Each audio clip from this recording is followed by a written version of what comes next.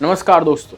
कुंडा के विधायक रघुराज प्रताप सिंह उर्फ राजा भैया के खिलाफ अनुप्रिया पटेल के बयान के बाद पूर्वांचल में क्षत्रिय वोटर्स नाराज हैं, जिससे पूर्वांचल की सत्ता और सियासत में खूब हलचल चल रही है, जिसका असर क्षेत्र के आसपास की करीब 5 सीटों के नतीजों पर दिखाई दे सकता है, जिसे बीजेपी अपने हाथों से गंवाना तो नहीं चाहेगी।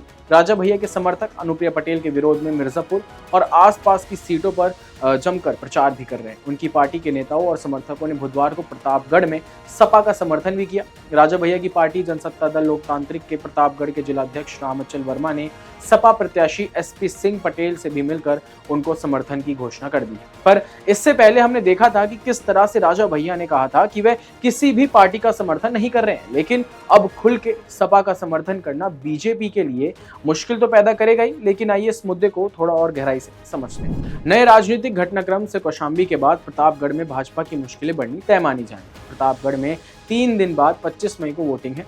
इससे पहले कौशाम्बी में चुनाव वाले दिन राजा भैया भाजपा प्रत्याशी के खिलाफ भारी नाराजगी की बात कहकर अपने इरादे पहले ही साफ कर चुके हैं और समर्थकों को खुला इशारा भी कर दिया था। हालांकि राजा भैया भी चुनाव के एक दिन पहले मिर्जापुर जाकर बैठकें कर सकते हैं। ऐसे में अनुप्रिया पटेल के बयान का साइड इफेक्ट भाजपा पर भी पड़ सकता है। आइए समझते हैं पूर्वांचल की कितनी सीटों पर राजा भैया कितना असर डालते हैं। पूर्वांचल की वो 5 सीटें जिन पर राजा भैया का काफी प्रभाव माना जाता है। इन सीटों में प्रतापगढ़, मछली शहर, मिर्जापुर, जौनपुर और घोसी शामिल है।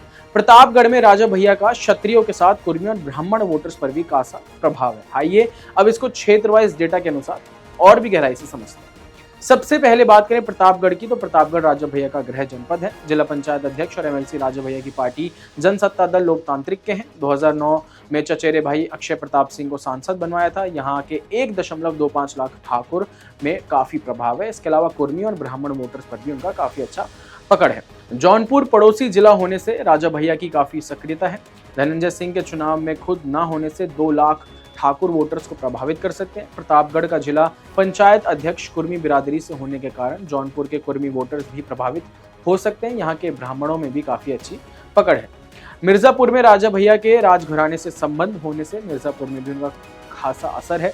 मिर्जापुर में ठाकुर वोटर 1.25 लाख हैं, उन पर भी राजा भैया का असर काफी ज्यादा है और जौनपुर की तरह ही कुर्मी वोटर्स का फैक्टर भी यहाँ पर काम कर सकता है।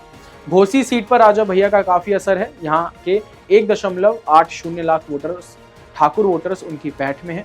राजा भैया के कार्यकर्ता यहाँ काफी अच्छी मजबूत स्थिति में दिखाई देते हैं। अन्य जातियां जैसे ब्राह्मण, कुर्मी और पासी में भी काफी प्रभाव डाल सकते हैं। मछली शहर सीट पर 1.40 लाख क्षत्रिय वोटर है। प्रतापगढ़ से लगी हुई लोकसभा सीट होने के कारण यहाँ भी राजा भैया का खासा प्रभाव है।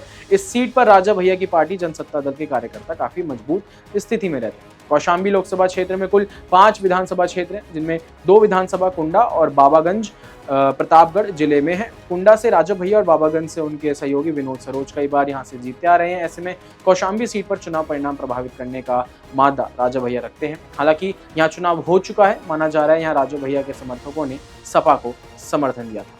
अब इससे पूर्वांचल में खासकर क्षत्रियों में भाजपा को लेकर काफी नाराजगी है, जिसमें 4 दिन पहले कौशाम्बी लोकसभा सीट के प्रचार के अंतिम दिन केंद्रीय मंत्री प्रत्याशी अनुप्रिया पटेल कुंडा के मानिकपुर में जनसभा करने आई थी, जहां उन्होंने कहा था कि अब राजा रानी के पेट से नहीं ईवीएम से पैदा होता है। और क्या कुछ कहा अपनी बात में उन्होंने, आइए सुनते हैं। से पैदा नहीं होता, ईवीएम के बटन से पैदा होता है।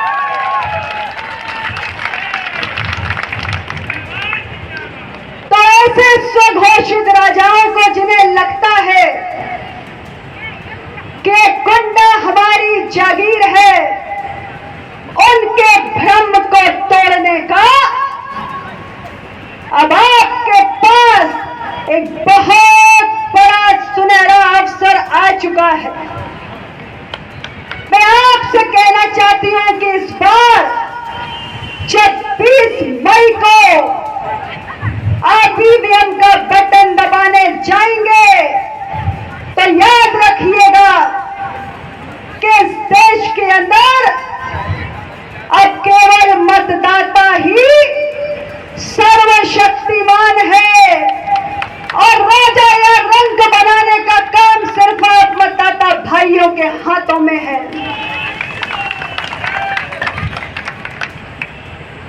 मैं आप सब लोगों से कहना चाहती हूं।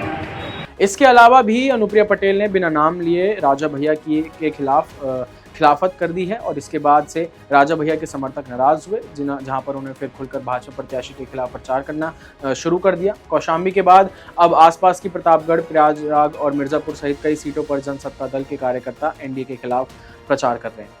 राजा भैया ने पिछले दिनों राज्यसभा, विधान परिषद और राष्ट्रपति के चुनाव में भाजपा की मदद की थी। इसके बाद कयास लगाए जा रहे थे कि लोकसभा चुनाव में भाजपा प्रतापगढ़ और कौशाम्बी सीट राजा भैया की पार्टी को दे सकती है, मगर भाजपा ने दोनों सीटों पर अपने प्रत्याशी उतार दिए। इसके बाद राजा भैया ने समर्थकों को खुली छूट दे दी थी कि वे किसी भी दल को वोट करने के लिए आजाद हैं, लेकिन समर्थकों ने भाजपा के खिलाफ बगावत शुरू कर दी और बगावती के सुर दिखाते हुए कौशाम्बी और प्रतापगढ़ में सपा प्रत्याशी का समर्थन शुरू कर दिया। दरअसल यूपी के पूर्वांचल में 22 सीटों पर 30 लाख से ज्यादा क्षत्रिय वोटर्स हैं। ये हर पार्टी के लिए काफी अहम माने जाते हैं।